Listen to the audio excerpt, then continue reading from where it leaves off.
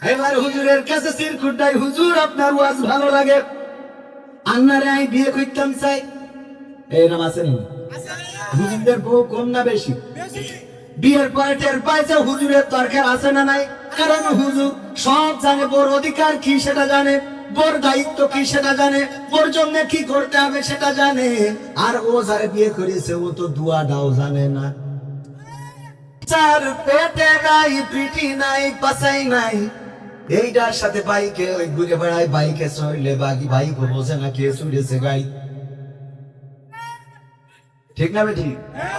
এইটারে নিয়ে ঘুরে বেড়াই, ও তো ওইটার প্রেমে পাগল রে। আর ভালো আদর্শবান যুবক, চরিত্রবান, নামাজি, দাড়িওয়ালা, টুপিওয়ালা, এইটা ভালো বউ পাই না। খুঁজে খুঁজে ভাঙা চুরো কালা কুদুরে যদি থাকে ওইটা ঘরে আনা লাগে। ওইটারে যখন যত্ন করে আর ওই ফ্যান্সি করে বউ চিন্তা করে কি ভুল করলাম। ঠিক না বেঠি? রূপের বড়াই করিস না রে, রূপ চিরদিন থাকে না।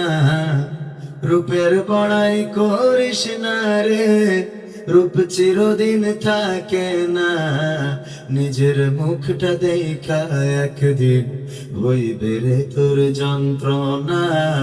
নিজের মুখটা দেখা একদিন হইবে তোমার যন্ত্রণা। রূপের বড়াই কইরো না ভাই, রূপ চিরদিন থাকে না। রূপের বড়াই কইরো না বোন, রূপ চিরদিন থাকে না। নিজের মুখটা দেখা একদিন হইবে তোমার যন্ত্রণা। নিজের মুখটা দেখা একদিন হইবে রে তোর যন্ত্রণা। সময় হইল বড় শিক্ষক, সব দিবে শিখাইয়া। সুখের জীবন থাকবে না রে, দেখবে না কেউ চাইয়া। সময় হইল বড় শিক্ষক, সব দিবে শিখাইয়া। সুখের জীবন থাকবে না রে, দেখবে না কেউ চাইয়া। মরার আগে মরবি রে তুই, জ্বালা সইতে পারবি না। মরার আগে মরবি রে তুই, জ্বালা সইতে পারবি না। নিজের মুখটা দেখা একদিন হইবে তোমার যন্ত্রণা। নিজের মুখটা দেখা একদিন হইবে রে তোর যন্ত্রণা।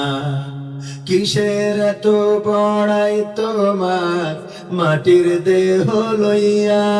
ময়রা দেখো পোকামাকড় শেষ করবে সব খাইয়া। কিসের এত বড়াই তোমার মাটির দেহ লইয়া? ময়রা দেখো পোকামাকড় শেষ করবে সব খাইয়া। এই দুনিয়া ছাড়তে হবে, অহংকার আর কইরো না। এই দুনিয়া ছাড়তে হবে, অহংকার আর কইরো না। নিজের মুখটা দেখা একদিন হইবে তোমার যন্ত্রণা। নিজের মুখটা দেখা একদিন হইবে রে তোর যন্ত্রণা। রূপের বড়াই করিস না রে, রূপ চিরদিন থাকে না। ক্ষমতার বড়াই কইরো না ভাই, চেয়ার চিরদিন থাকে না। নিজের চেয়ার দেখা একদিন হইবে তোমার যন্ত্রণা। নিজের আসন দেখা একদিন হইবে রে তোর যন্ত্রণা। ঠিক না বেঠে? নিজের আসন দেখে যন্ত্রণা বাড়বে, এটা জীবনে আসেই আসে, আসবে আসবে। বলেন ঠিক বললাম না বেঠিক বললাম?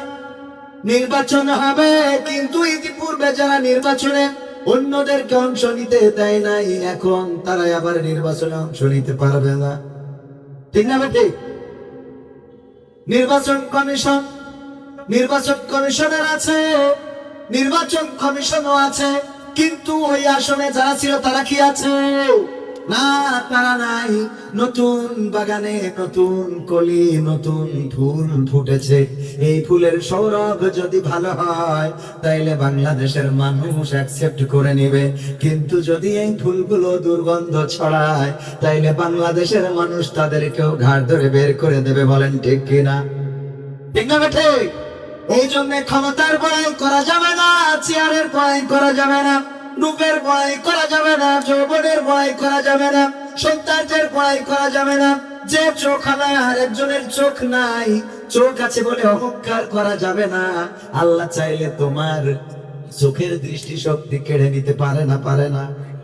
যার কান আছে আর একজন কানা, এটা নিয়ে উপহাস করা যাবে না, কারণ আল্লাহ চাইলে তোমার কানের শ্রবণ শক্তি নষ্ট করে দিতে পারে। যার যৌবন আছে বৃদ্ধ মানুষ দেখে দুর্বল মনে করা যাবে না, কারণ আল্লাহ চাইলে যৌবন কালেও তোমার প্যারালাইজ দিয়ে ফেলে রাখতে পারে। ঠিক না ঠিক? এই জন্য অবহেলা করা যাবে না, ছোট বলে অবহেলা করো না। ওই যে ইঁদুরকে ধরে ফেললো সিংহ, মনে আছে না নাই? ইঁদুরকে সিংহ ধরে ফেললো কারণ কি? কারণ সিংহের ঘুম নষ্ট করে দিয়েছে, ঘুম পড়তে পারে না। যেই ঘুমাই ইঁদুর গাড়ির উপরে উঠে লাফালাফি করে, কানের মধ্যে ঢুকে গেল। সিংহ তাড়াতাড়ি করে তারে আটকালো। ইঁদুর বলল, আমারে ক্ষমা করে দাও, ভুল হয়েছে। কয়, আমার ঘুমের ডিস্টার্ব করেছিস, তুই জানিস নাকি আমি এই বনের রাজা? আমার ক্ষমতার পার কত জানো নাকি? 17 বছর ধরে ক্ষমতা ধরে আছি, তুমি আমার ঘুম নষ্ট করে এত বড় দুঃসাহস তোমারে কে দিল? এই কথা যখন বললো, ইঁদুর বলল, দেখো ছোট হইতে পারি, যদি ক্ষমা করে দাও কোনো একদিন উপকারে এসে যেতে পারি। ভাই ইঁদুর, তুই আবার আমারে কি উপকার করবি? কইল, ছেড়ে দিয়ে দেখো, যদি কোনোদিন সুযোগ পায়, সুযোগ যদি কোনোদিন আসে, অবশ্যই তোমারে উপকার করে পরিশোধ করে দেব। সিংহ চিন্তা করলো, ঠিক আছে তাইলে দিলাম, ছেড়ে দেখা যাক। শিকারী জাল পাতলো, ফাঁদ পাতলো সিংহকে ধরার জন্য। সিংহকে আটকালো জালে। সিংহ চিৎকার চেঁচামেচি শুরু করে দিল, বাঁচাও বাঁচাও, কে আছো? আমার জন্য একটু হেলিকপ্টার পাঠাও, একটু কোনোভাবে যদি যাইতে পারি। এই যখন বাঁচাও বাঁচাও শুরু করে দিল, ইঁদুর দৌড়ে চলে আসলো। আসার পরে কুটকুট কুটকুট কুটকুট কুটকুট করে জালটা কেটে দিল। সিংহ বলল, বুঝতে পেরেছি ইঁদুর, তোমার অবহেলা করা উচিত হয় নাই। তোমারে যদি মূল্য আরো আগে দিতাম তাইলে আরো উপকার পেতাম। ওগো আমার ভাইয়েরা, এই জন্য ছোট বলে অবহেলা করবেন না। যদি ছোটটারে একটু ক্ষমা করে দিতেন তাইলে হয়তো বাঁচাইতে আর রে। কিন্তু শর্ত ঝুলানো শেষ, এখন তোর জাল কাটবে কিনা? ঠিক না ঠিক? এখন জাল কাটা কমের কথা বড়, জাল পাতার জন্য তারা রেডি। ঠিক না বেঠি? ক্ষমা করলে উপকার আছে না নাই? অহংকার করা যাবে? অহংকার করা যাবে না, বড়াই করা যাবে না। অহংকার করবেন তো পতন হবে। সে যেই হোক না কেন, সে বক্তা হোক, আলেম হোক, হুজুর হোক, মুফতি হোক, কোটিপতি হোক, ফকির হোক, যেই হোক না কেন, অহংকার করবেন, শেষ করে দেওয়ার জন্য আছেন কি? আল্লাহ রাব্বুল আলামিন দুনিয়ায় লাঞ্ছিত করবেন। কারণ অহংকারটা কার চাদর? কার চাদর? আল্লাহর চাদর। এটা নিয়ে টানাটানি করা যাবে। আল্লাহর চাদর নিয়ে টানাটানি করতে বিশ্বনবী নিষেধ করেছে। বিশ্বনবী সাল্লাল্লাহু আলাইহি সাল্লাম বলেছেন, ও আমার সাহাবীরা শুনে নাও, তোমরা আল্লাহ রাব্বুল আলামিনের চাদর নিয়ে টানাটানি করবে না। ও আমার দুনিয়ার উম্মতেরা শুনে নাও, তোমরা আল্লাহর চাদরটা নিয়ে টানাটানি করবে না। সাহাবীরা জিজ্ঞাসা করলো, ও নবী, আল্লাহ রাব্বুল আলামিনের চাদর কেমনে আমরা নাগাল পাবো? কেমনে আল্লাহর চাদরটা ধরে টানবো? আল্লাহর নবী বললেন, বিশ্বনবী সাল্লাল্লাহু আলাইহি সাল্লাম বললেন, ওগো সাহাবীরা শুনে নাও, আল্লাহ রাব্বুল আলামিনের চাদর হলো অহংকার। এই অহংকারটা তোমরা করবা। করা যাবে? অহংকার করা যাবে না, বড়াই করা যাবে না। এই জন্য সঙ্গীতের প্রথমেই বললাম যে রূপের বড়াই করে লাভ নাই। রূপের অহংকার চিরদিন থাকে। সুন্দরী যারা আমার যুবকরা বিয়ে করতে চায়, সুন্দরী মেয়েদের ভালো পাত্র সুন্দরী মেয়ে পায় না। আদর্শবান চরিত্রবানটা সুন্দরী মেয়ে পায় না। কারোর মতো গাঞ্জা করে সে তো লাইন মেরে।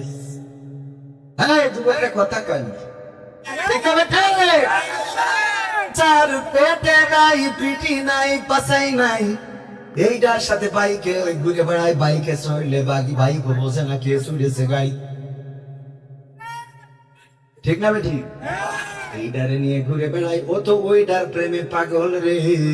আর ভালো আদর্শবান যুবক, চরিত্রবান, নামাজি, দাড়িওয়ালা, টুপিওয়ালা, এইটা ভালো বউ পাই না। খুঁজে খুঁজে ভাঙা চুরো কালা কুদুরে যদি থাকে, ওইটা ঘরে আনা লাগে। ওইটারে যখন যত্ন করে আর ওই ফ্যান্সি করে বউ, চিন্তা করে কি ভুল করলাম। ঠিক না বে ঠিক? এবার হুজুরের কাছে সির খুঁটাই, হুজুর আপনার ওয়াজ ভালো লাগে, আন্নারে আমি বিয়ে করতাম চাই। এরকম আছে নি? হুজুরদের বউ কম না বেশি? বিয়ের পরে টের পাইছে হুজুরের দরকার আছে না নাই। কারণ হুজুর সব জানে, বোর অধিকার কি সেটা জানে, বোর দায়িত্ব কি সেটা জানে, বোর জন্য কি করতে হবে সেটা জানে। আর ও যারে বিয়ে করেছে ও তো দুয়াটাও জানে না। ঠিক বলছি না? ঠিক বলছি? সত্য না মিথ্যা? এই জন্য বড়াই করা যাবে না, মা বোনেরা চেহারার বড়াই করবেন না, সৌন্দর্যের বড়াই করবেন না। আপনার রূপ দিয়েছেন কে? আল্লাহ রাব্বুল আলামিন এই রূপের মধ্যে পোকা ফেলেও দিতে পারে না, পারে না। আপনার রূপ সৌন্দর্য দিয়েছে, চেহারা দিয়েছে, ওই শরীরের মধ্যে যদি আল্লাহ একটা রোগ ঢুকিয়ে দেন, ওই চেহারা কোনো কাজে আসবে না, ওই সৌন্দর্য কোনো কাজে আসবে না। এই জন্য রূপের ঝলকানি দেখানোর দরকার নাই। টিকটকে ঘুরে ঘুরে বোরকা পরে ভিডিও করে, নিজেদের বিভিন্ন স্পর্শকাতর জায়গাগুলো দেখায় ভিডিও করে। চেহারাবান যারা টিকটক করে তারা আছে না নাই? এই অঞ্চলে নাই? চোখে আছে? আছে? ওরে বাবা, টিকটক করে ঘর খালি চলে যায়, ঘুরে ঘুরে টিকটক, ক্যামেরা ঘুরে না, উড়া ঘুরে আল্লাহ জানে। এত সুন্দর করে টিকটক করে কেউ ছেড়ে দেয়। আর আমার যুবকেরা টিকটকের সাথে চৌগাছার মেয়ে, সিরাজগঞ্জের ছেলে, আরে চলে গেল। তারপরে এখন বুকেনেও বেল নাই, গ্রামেও বেল নাই, মাঝখানে চলে যায় ঢাকা গার্মেন্টসে। বলেন ঠিক কি? আছে না নাই? এইগুলো থেকে দূরে থাকতে হবে মা বোনেরা আমার। আল্লাহ বলেছেন ওয়াকারনা ফি বুয়ুতিকুন্না ওয়ালা তাবাররাজনা তাবাররুজাল জাহিলিয়াতিল উলা। ও নারীরা পর্দার মধ্যে থাকো, জাহিলি যুগের মেয়েদের মতো সাজুগুজু করে নিজেদেরকে প্রদর্শন করে বেড়াইও না। আর আমার মা বোনেরা সাজুগুজু এত করা করে রে, আলকাতরা বেগম পরিমণি হয়ে বসে থাকে। বলেন সুবহানাল্লাহ। ও নাউজুবিল্লাহ। মেলা না ঠিক আছে, আমার ঠিক বললাম না? ঠিক বললাম? এই সাজুগুজু করে চলে যায়। আল্লাহ বিয়ের আগে যখন দেখতে আসে দেখলো কি, বাসর রাতেও দেখলো কি, দেখার পরে সকালবেলা গোসল শেষে দেখে আমি পারি না, আর পারি না, আমি কেন মরি না, আজরাইল কি চিনে না আমারে গো, আমি পারি না, আর পারি না। বলে না? বলে না? কারণ আগে দেখিল কি, বাসর রাতে দেখলো কি, একেবারে শখ খায়। আহারে কি দেখলাম রাতে, কি দেখলাম সকালে। গোসলের পরে মেকআপ সব ধুয়ে চলে গেল, আবার আলকাতরা বেগম জায়গায় চলে আসলো রে। এত চেহারা দেখাবার এখন অনলাইনে তো ইয়ে মারা যায়, কি মারা যায়, ফিল্টার কি মারা যায়।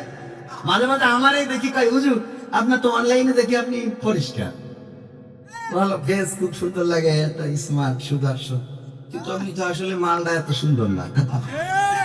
আমি কই বাবা ওইটা তো ফিল্টার মারা, এজন্য ওইটা দেখে অনেকে পছন্দও করি বসে। কি করবো কন, ওই যে ক্যামেরাম্যানরা আছে, ইউটিউবাররা, ওরা এমন কায়দা করে ফিল্টার মারবে, ওই দেখিয়েছে পরিমণি পর্যন্ত পারবে। আমার একটা হুজুর যদি জীবনের ভিতর, যদিও পরিমণির অনেক সৎ স্বামী আছে। কি স্বামী আছে? আছে না নাই? সৎ স্বামী।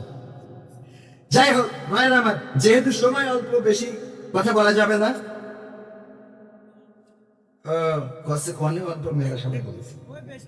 সর্বরাজপুর মানে সাপের রাজা, সর্ব মানে তো সাপ, তো সাপের রাজা। এই রাজপুরে দারুন নাজাত নুরানি হাফিজিয়া মাদ্রাসার উদ্যোগে আয়োজিত তৃতীয় বার্ষিক তাফসিরুল কোরআন মাহফিলের শ্রদ্ধাভাজন সভাপতি জনাব মাওলানা আব্দুর রহমান সাহেব, যিনি অবসরপ্রাপ্ত প্রভাষক চৌগাছা কামিল মাদ্রাসা।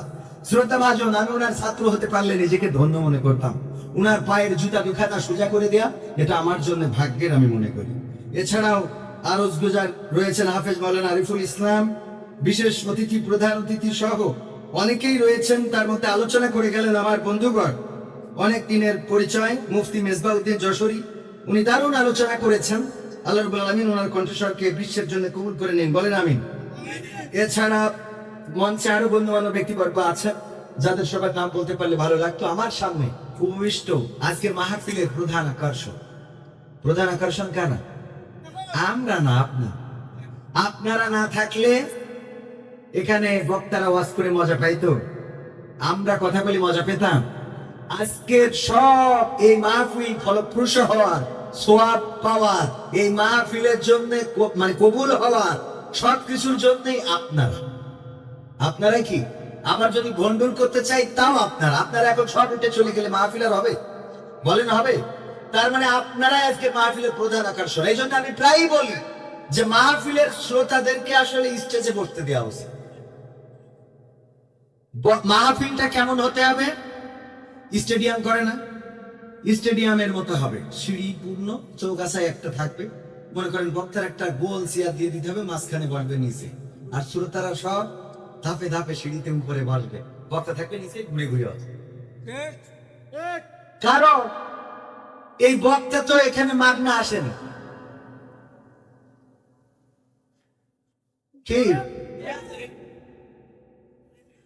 টাকা আগে পথ খরচ, গাড়ি তেল কিনা, পানি ভরা, ড্রাইভারের টাকা সব পাঠাইছে, তারপরে আবার কইছে হুজুর গরু একখান জবাই কিনেছে গ্রামে, গোশত একেবারে সিনার বেঁধে রাখছে, দেশি মোরগ যেটা সাইড দেয়া ছিল আমার স্ত্রী ওইটা জবাই কিনেছে, কপোতাক্ষর থেকে মাছ ধরে নিয়ে আসছে, একেবারে নদীর মাছ, কোন সারের না, চাষের না। ঠিক বলছেন? আমি ঠিক বলছি? এত সুন্দর আপ্যায়ন করার পরেও আসার পরে আমার মিজাজ খারাপ হয়ে কথা কই, সত্যি বলছি না মিথ্যা বলছি? আসার পরেও যদি তরকারি একটু খারাপ হয়ে যায়, কি রান্না করেছেন? হ্যাঁ, সত্যি বলছি, আমার কথা আমি বলছি, তা আপনি সত্যি কইলেও সত্যি না কইলেও যা করি তাই তো বলছি। তো আমি এসেছি টাকার জন্য, খাওয়ার জন্য, আমার পকেট ভারী করার জন্য, আর আপনারা এসেছেন পকেট খালি করার জন্য, বলেন ঠিক কি? সুতরাং এখানে আপনারাই প্রধান আকর্ষণ, আপনারাই মাহফিলের সম্পদ। আমার সামনে উপবিষ্ট এবং পর্দার অন্তরালে আছেন আমার মা বোনেরা, যারা আপনাদের থেকেও সংখ্যায় বেশি। কারণ কি? কারণ কিছু আবার বিদেশ যে মরিছে, ওগুলো তার আসতে করে মরেছে। অনেকেই মনে করে যে মহিলা তো বেশি মনে হয়, ওরা বেশি সোয়াব খোঁজে, ও তো সোয়াব খোঁজে না, স্বামী বিদেশে সারা কি করে দেখছে মাহবুব বুঝতে, ঠিক না? ঠিক। তো এই জন্যই মা বোনেরা একটু মাহফিলে বেশি।